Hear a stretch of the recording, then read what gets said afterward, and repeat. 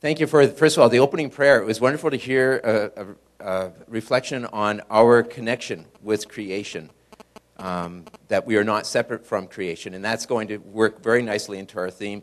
And thank you for the reference to St. Bernard of Clairvaux. It's also a quote that I use with my students as well, and of course they always then say, well, then let's skip your lectures. But that's not what Bernard meant, I tell them. It's really a pleasure to be here today. There's been an increased interest in the environmental issues that are challenging us. There's an increasing awareness that the issues of the environment are pressing issues. There's a certain urgency to them, that our very survival on the planet is now actually partly in question. And so it's a kind of serious question that you can ignore for a certain amount of time, but it comes a point where you can no longer ignore it. In the city where I come from, Toronto, we had a report in 2006 that said that 1,700 people died prematurely as a result of air pollution. And we also had a report that indicated that up to 20% of the children now suffer from asthma as a result of air pollution. Now, the air pollution just didn't appear in 2006. But finally, there had been issues had gotten to a point where everyone's life in some way was being touched by air pollution now. Either you knew someone who had respiratory problems, or maybe you were a runner and you were developing asthma as an adult, or one of your children had asthma. And if that was the case, you were saying, I don't want my kids having asthma because of air pollution that we can prevent. And this became a tipping point for people in Toronto to say, enough is enough. We had always done some things in an interesting way to help the environment, but there became a sharper focus to our attention because there is an increased awareness that this is a problem. We've acknowledged for a long time that it's a problem, but we only ever talked about it. We weren't really doing much about it. And now came the time where we had to do something about it because our survival depended on it. And for many people, we're saying then, but what does our faith have to say about this? If we're having to change our lives, if we're having to redefine who we are, if we're having to live our lives in a new way, and if the meaningfulness that we find in our life in many ways is informed by our faith understanding, what does our faith have to say about some of these challenges that we're facing? And so that's what we'll be focusing on today. Whoops, sorry about that. This is not a new notion. This is not a new notion that there's a connection between the environment and our faith. In fact, it's always been part of our tradition, although we've sort of forgotten about that.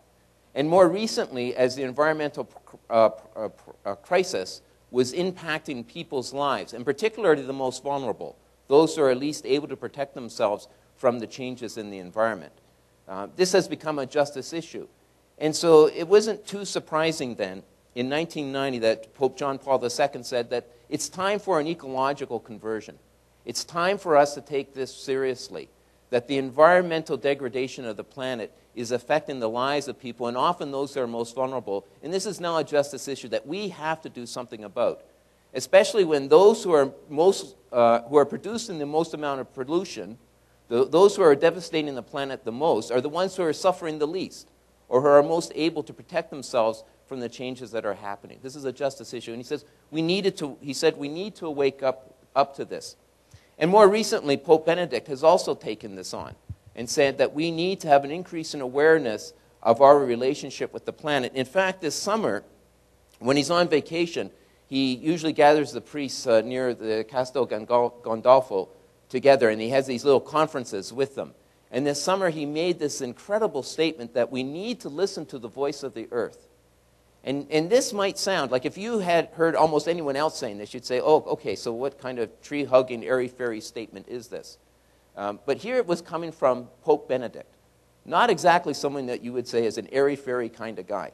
But he was saying we need to listen to the voice of the earth. So it's important to understand, what is he saying by that? And rather than deconstruct that right now, what I'll do is I'll lead you through my talk, and then we'll come back to this, and we'll see what he is talking about here, because there's at least two important points that he's trying to make with that statement, and we'll take a look at those. Some of you are familiar with Thomas Berry. He's a Passionist priest. He's a cultural historian by education, but he's now a self-described geologian. So rather than a theologian, he's a geologian. So he's interested in the study of the earth and the impact that the human culture has had on the earth and how we can develop a relationship with the planet so that we act in ways that are mutually enhancing for us and the rest of creation. And he says, how did we get into this mess? How did we get into this ecological crisis? And he says there's two basic problems that have developed from wrong attitudes. One is that we saw ourselves as separate from everything else. There's us, and then there's the planet. We're the subjects, everything else is object. I'm really not related to it. I'm separate from it. And he said the other problem that we had is that we lost a sense of the sacredness of creation. When we see something as sacred, we treat it with respect. If you go into a church, you know, your voice goes down a little bit. There are just certain things you don't do in a church. Or if you go into a cemetery, or if you go into a national center, you know, some national memorial, you act in a certain way. You just don't break out and start to have a basketball game or something. There's a certain conduct that we have, a certain reverence and respect that goes with an appreciation of the sacredness of the other. And he says we've had these attitudes that said we're separate from everything else, which is a certain arrogant statement, and also that we're the only thing that's sacred, everything else is not sacred. And he said these attitudes allowed us to get into this mess that we're in. So what I want to do is to explore these two attitudes and say, what does eco-theology have to say to this? How does eco-theology reflect on these points? Well, the first thing that if we're going to explore this notion that we're separate from everything else, we have to understand our place in cosmogenesis. Cosmogenesis is simply an understanding of the cosmos developing, the cosmos evolving.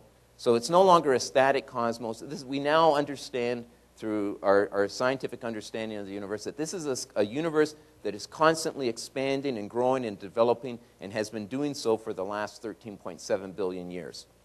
And our understanding of our place in creation shifted dramatically with this picture.